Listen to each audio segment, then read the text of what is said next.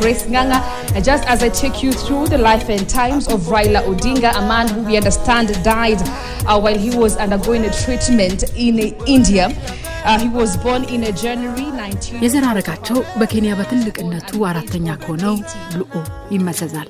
ደሞ በኬንያ የናጠጡ ሀብታም ከበርቴ የሚባሉ ናቸው። ራይላ ኦዲንጋ ሰውየው እስከ እድሜያቸው ማምሻ ድረስ ባልሸነፍ ባይነት ዘልቀው ነበር። መወዳደርም መሸነፍም አይሰለቻቸውም ይላሉ ደጋፊዎቻቸው። ብርቱ የስልጣን ጥማት እንዳለባቸው ያለመታከትና ተስፋ ባለመቁረጥ ለአምስተኛ ጊዜ መወዳደራቸው አሳብቆባቸዋል። በብዙዎች ዘንድም ጥርስ ውስጥ አስገብቷቸው ነበር።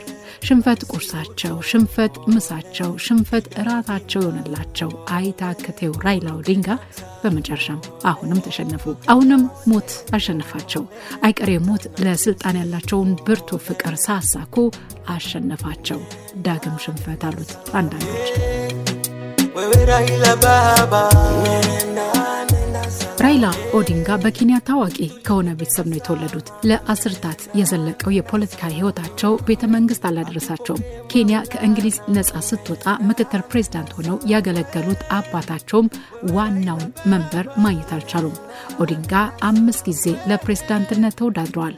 መራጮች ግን ፊታቸውን እንዳዞሩባቸው ቆይተዋል። It was Kenya's politician who served as Prime Minister of Kenya from the year 2008 to 2013. He was also one of the የቀድሞ የኬንያ ጠቅላይ ሚኒስትርና አንጋፋው የኬንያ ተቃዋሚ ፓርቲ መሪ ራይላ ኦዲንጋ ለሕክምና በሄዱበት ህንድ ነው በልብ ድካም አረፉ የተባለው። የ80 ዓመቱ ኦዲንጋ በህንድ ከእህታቸው ከልጆቻቸውና ከግል ሐኪማቸው ጋር በእግር እየሄዱ ድንገት ተዝለፍልፈው ከወደቁ በኋላ ወዲያውኑ አፋፍሰዋቸው በአቅራቢያው ወደሚገኝ ሆስፒታል ወስደዋቸው ነበር። ሆኖም ሆስፒታል እንደደረሱ መሞታቸው መረጋገጡን ነው የህንድ ፖሊስን ጠቅሶ የፈረንሳይ ዜና አገልግሎት የዘገበው።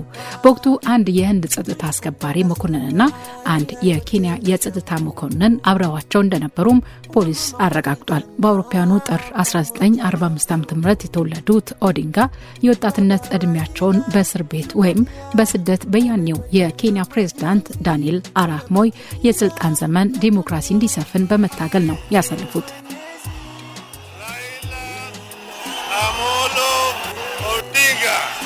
ለመንበሩ የቀረቡት እንደ አውሮፓውያን አቆጣጠር በ2008 ጠቅላይ ሚኒስትር የሆኑበት አጋጣሚ ነው።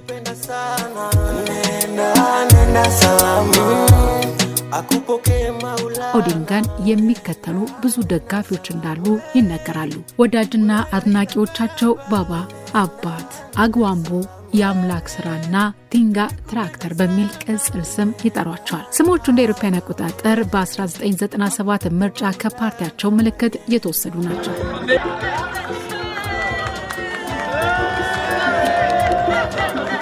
ራይላ በሰልፎች ላይ ከደጋፊዎቻቸው ጋር በሬጌ ዘፈኖች መድረኮች ላይ ሲደንሱ ማየት የተለመደ ነው። ፈጣን ያልሆነው ዳንሳቸው የራይላ ዳንስ የሚል ስያሜ ተሰጥቶታል።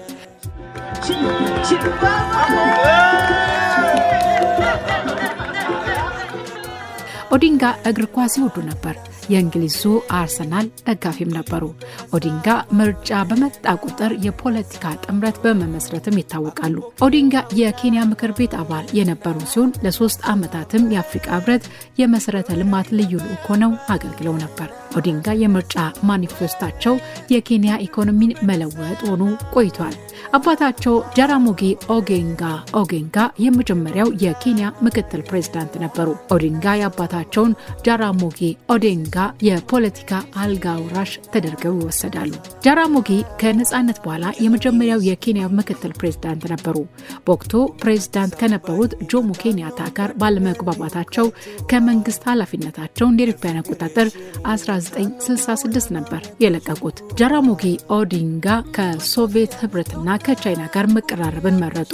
ጆሞ ኬንያታ ደግሞ ከአሜሪካና ከሌሎች ምዕራባውያን ሀያላን መንግስታት ጋር ህብረት መፍጠርን መርጠዋል።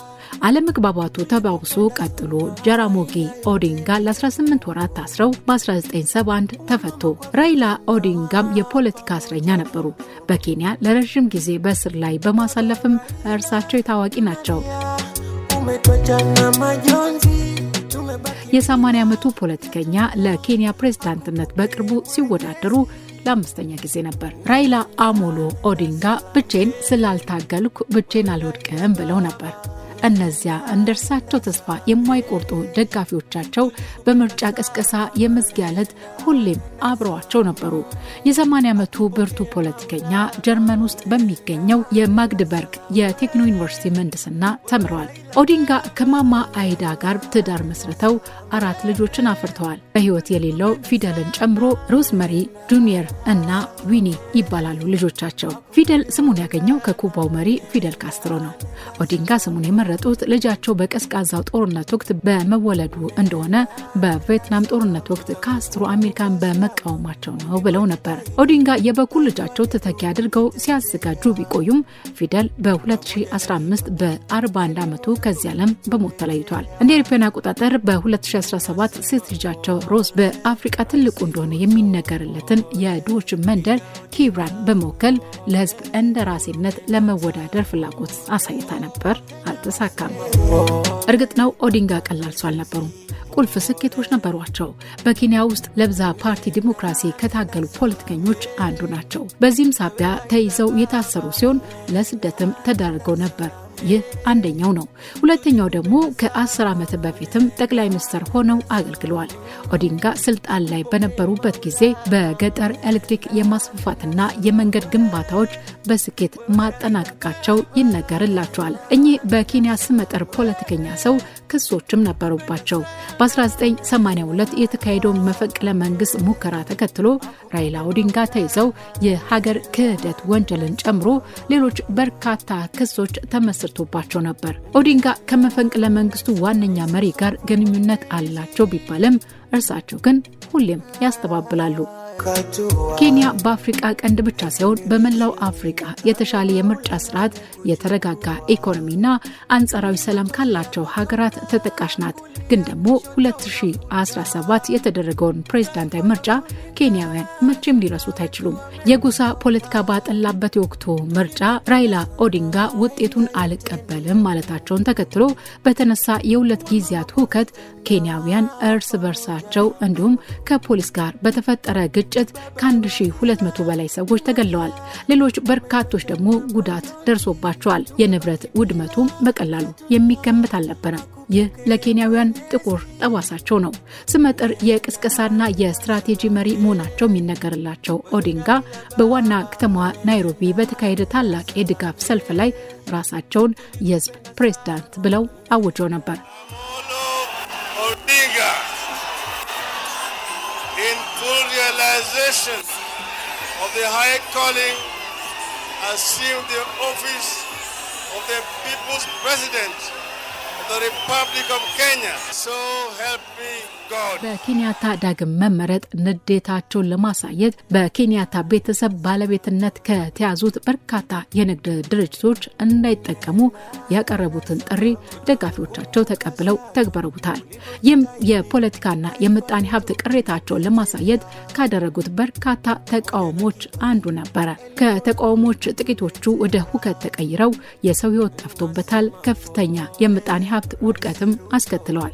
በ2018 በኦዲንጋና በኬንያታ መካከል እርቅ ወረደ። ከዚያ ወዲህ ህዝቡ በኑሮ ውድነት የተነሳ ከፍተኛ ቁጣ ቢያሳይም ኬንያ ትልቅ ተቃውሞ አስተናግዳ አታውቅም። የሎምቦ ጎሳ ተወካይ ሆነው በአውሮፓውያን አቆጣጠር 1992 የፓርላማ አባል የሆኑት ኦዲንጋ በአውሮፓውያን አቆጣጠር 1997፣ 2007፣ 2013፣ 2017 እና 2022 ለፕሬዝዳንትነት ተወዳድረው ሳይሳካላቸው ቀርቷል። የኦዲንጋ ሞት በተቃዋሚዎች አመራር ዘንድ ክፍተት መፍጠሩ እንደማይቀር ይገመታል። ተቃዋሚዎችን በማንቀሳቀስ እርሳቸውን የሚተካ ፖለቲከኛ መገኘቱም አሁንም ግልጽ አይደለም ተብሏል። የኬንያ ፖለቲከኞች በኦዲንጋ ሞት የተሰማቸውን ሐዘን ገልጸዋል።